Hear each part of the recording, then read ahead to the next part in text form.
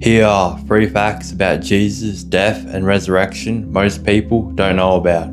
Especially if you're new to the faith, we haven't really looked into the historical and medical side of it. These facts might genuinely surprise you. We're not just talking Bible stories. We're talking history, medical evidence, and what really happened to the people who saw it. So without further ado, let's get into fact number 1. Jesus died by suffocation, not just blood loss. Most people imagine Jesus bleeding to death. And yes, Roman flogging alone was horrific.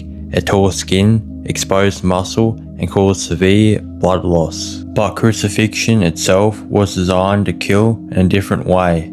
It was built to suffocate you. When someone was nailed to a cross, their arms were stretched outward and upward. That position locks the chest open. You can breathe in, but breathing out becomes incredibly difficult. To exhale, you have to push up on nailed feet and pull with nailed wrists, while your torn back scrapes against the rough wood. Every single breath requires effort. Every breath is pain. Over time, carbon dioxide builds up, muscles cramp, exhaustion takes over, and eventually, the person can no longer lift themselves up to breathe. That's how crucifixion kills. Slowly, publicly, brutally.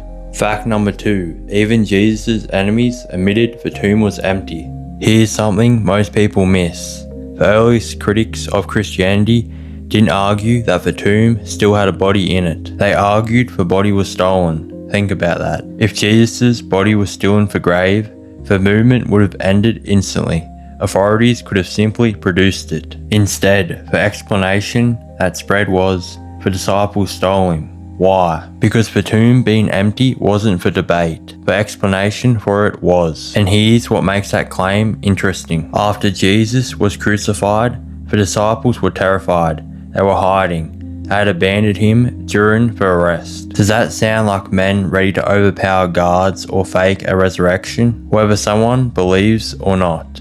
Historically speaking, the empty tomb forced a response. Something happened. The question has always been, what? Fact number 3. The disciples died for what they claimed they saw. When Jesus was arrested, his followers scattered. Peter denied even knowing him. They went into hiding out of fear. But then something changes in the historical record. These same men begin preaching publicly, boldly, and fearlessly. They stand in the same city where Jesus was executed and declare, "We saw him alive." They weren't gaining power. They weren't gaining wealth. They were beaten, arrested, threatened, and many of them were killed. James was executed by the sword. Peter was crucified. Thomas was speared. Paul was beheaded. History tells us many of them died refusing to deny what they claimed they witnessed. Now here's the key point. People die for things they think are true. But these men died for something they said they physically saw. If they saw the body, they would have known it was a lie. And yet, they held their testimony to the end. So have a think about what we just talked about. A brutal execution designed to suffocate. A tomb that even critics had to explain away. Ordinary men transformed from cowards to martyrs. Jesus didn't just die. He chose to endure humiliation, torture, and suffocation out of love. The cross wasn't random. It was personal.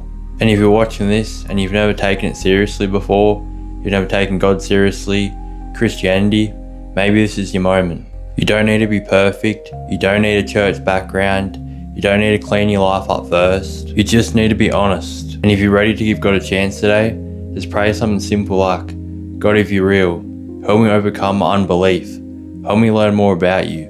Help me grow closer to you. Just something short and simple like that can be powerful. And that's where it all starts. Anyway, that's the video. If you want more content like this in the future, make sure to like and subscribe.